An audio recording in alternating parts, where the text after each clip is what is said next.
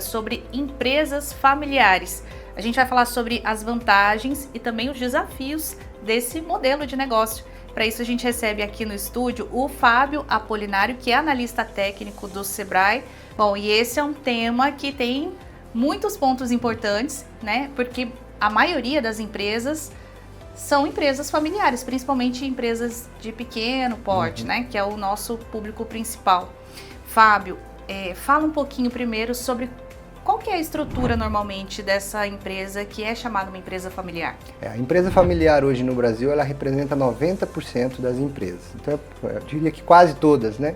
Tem poucas empresas que não são familiares.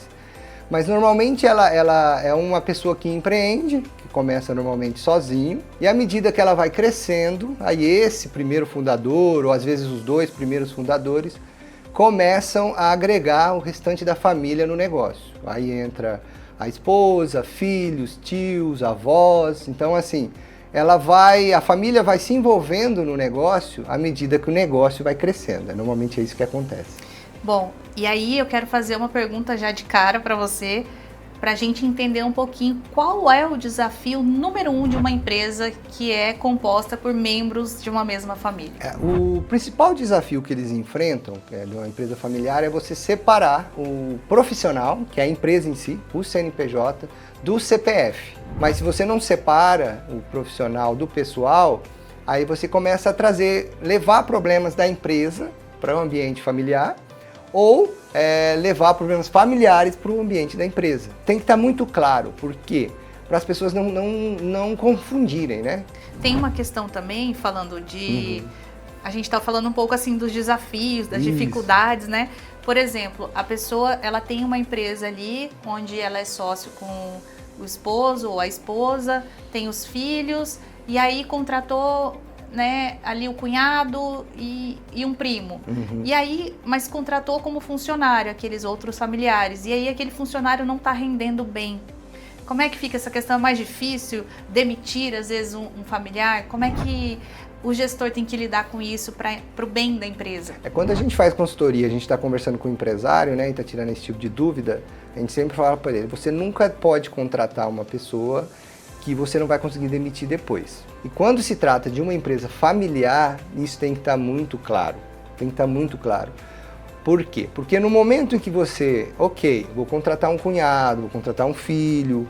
Como é que demite a sogra, depois, Fábio? como é que eu vou demitir a minha sogra? Tem que pensar nisso. Como é que eu vou demitir a minha sogra?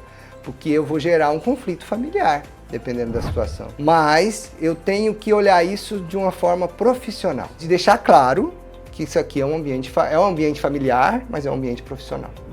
Fábio, uma coisa que eu percebo muito também é o conflito de gerações. Então, eu já vi isso várias vezes nas empresas que eu visitei e tudo mais. Aquele patriarca fundou uma empresa do zero, na unha, na garra, foi lá, eu ia para a escola com um saquinho de arroz, nas canetinhas dentro do saquinho do açúcar, e fez, e é louvável, admirável com certeza, né, os pioneiros. E aí ele vai e estrutura uma empresa. E aí vem os filhos, que já estão numa geração totalmente digital, diferente, né, de quando era há 30 anos atrás. E aí, às vezes, as ideias se chocam, porque o pai quer fazer, o pioneiro ali quer fazer de um jeito e o filho vem com uma ideia totalmente diferente. Como lidar com essa diferença de gerações, de mentalidades, não desprezando a sabedoria da experiência dos fundadores e também não ignorando completamente o novo, essa nova geração. Como lidar com esse conflito de mentalidades que às vezes são muito diferentes? Isso acontece muito, né? Isso está no dia a dia, acho que de todas as empresas, o conflito geracional. Mas quando se trata de uma lógica patrão-empregado, você consegue tratar de uma maneira mais simples, vamos falar, né? Agora, sobre um filho que vai ser provavelmente um sucessor, é muito mais difícil. Então, é muito importante que essas pessoas entendam, muitas vezes, que elas precisam de um apoio profissional na sucessão.